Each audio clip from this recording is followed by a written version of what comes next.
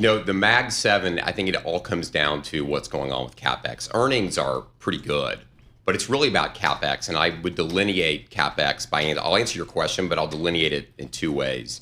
You've got maintenance CapEx. Everyone has to spend money, right? They got to spend money on something. But then you have growth CapEx. Okay, this is AI CapEx. If you can textualize this, okay, CapEx pre-AI for these companies was around 10 to 15% of revenue. It's now double that, okay? 30% of their revenue is going to CapEx as a percentage, okay? This is the largest CapEx cycle we've seen in modern history. This is equivalent to what happened in the 1800s with the railroads. So, it's like when the Cowboys rebuilt. like when the Cowboys rebuilt. So the way I would answer this is I think you have to be there because this is the biggest infrastructure build out we've ever seen in modern history. And so it's very unique. I love when he comes in. I know. These phrases are great. It is. It really is. In fact, I'll take it a step further. Let's contextualize this as a percentage of GDP. It's roughly $700 billion with a B, okay? That's 2 or 3% of GDP. So you think about this, you're like, why are the earnings going crazy on the semi stocks? Why are they going crazy on the memory stocks? You have massive American companies that for the first time ever are really putting their balance sheets to work in growth form, and they're spending money. And so it's unique, and I think you got to be there for it. And a lot of the multiples aren't even that high on the big tech names, to be honest. So just to put a bow on this one, you're in this AI trade across the technology subset. I mean, you have to be. You have to be, and it's touching every part of the economy. Yes. So whether it's industrials, it's going to trickle into financials. It already is. Yep. It's going to touch every component. So I think you have to be there. I think the real question, the big question, we know what the spend is, but we don't know what the return is. When I look at earnings today, that's reflecting. It's too complicated for me. Okay, I'm getting over how bad the Mets are. They're worse than the Red Sox. Those are baseball teams, John, up here in the Northeast. I got NVIDIA up 92%, 12 months trailing. I got something else, I think Amazon up 60%. Do I get on board the growthiness of NVIDIA, or do I go out and look for some beaten up value stuff at 12 times earnings?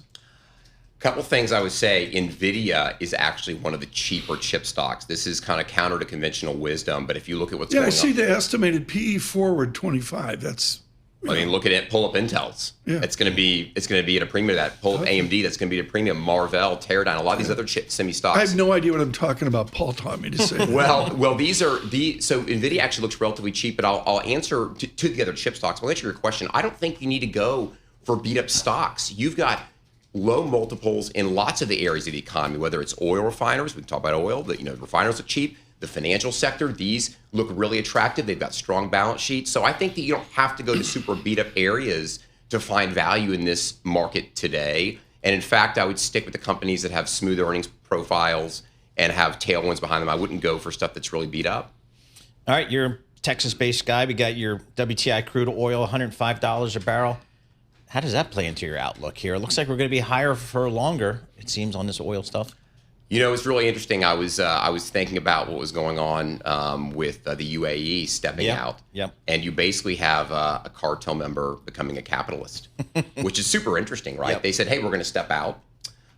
We're not going to play by these rules. And they're uniquely positioned because they can ship most of their oil around. Almost 2/3 of their oil can bypass the Strait of Hormuz. So they can bypass that. So they see oil prices staying higher. So I'm getting back to your question. They think it's going to stay higher because they typically wouldn't want to get rid of that security blanket that they have with quotas, right? Mm-hmm. So they're stepping out. They think it's going to be higher. I think structurally there's a new risk premium that's probably put in place for oil. But that being said, one of the mistakes that investors tend to make with oil is that it generally is a mean reverting commodity. And the reason for that is because it's too tempting to start ramping production. So if you look at the U.S., we're the largest producer of energy today. Mm-hmm. That's very different than the 1970s. I think that the ability for companies to turn on the taps is there, but it's going to take a little time. And one thing I'll mention that's in juxtaposed to what's going on with the CapEx spend for the hyperscalers, that's all-time high, right? The highest ever. Energy sector is at the lowest. So they slashed CapEx. They've been disciplined. Well, for the first time in maybe forever. They got forced to be. So Yes. from 2010 to 2014, they were going crazy with CapEx. There was no discipline. Right. Okay. Then from 15 to 20, horrible period for them. That was a big period where obviously oil went to zero in COVID. Yep. But then you had the ESG movement. There was harder to get funding. Right. It was a whole complexity there. Now there's just very little CapEx He's spent. too optimistic the day What's after Texas? a Fed meeting. Texans It's are Texas. optimistic. Okay, I want you to talk to the people rolling into Park Place motor cars, Dallas today. Oh, boy. And they're stepping up to a Mercedes G-Wagon, $202,000. That's the Texas we know, but there's a whole nother Texas out there really struggling. Robert Kaplan was really elegiac about this a couple days ago. Can this prosperity trickle down and help the Americans flat on their back? Well, this is where I really would go back to interest rates because a concern I have, the hyperscalers don't care about rates, but the little guy does. Because ultimately, when I think about Wall Street and Main Street, I'll make a point that gets me fired up.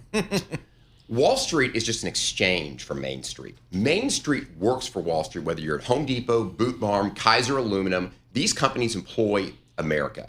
Okay, so if you think about the American workers, they need the American companies to have the most easy access to capital possible. And the small companies, Tom, to answer your question, those employ the majority of those Americans, down the line. And so I think that as we think about interest rates, the pressure on those balance sheets with debt is really being impacted.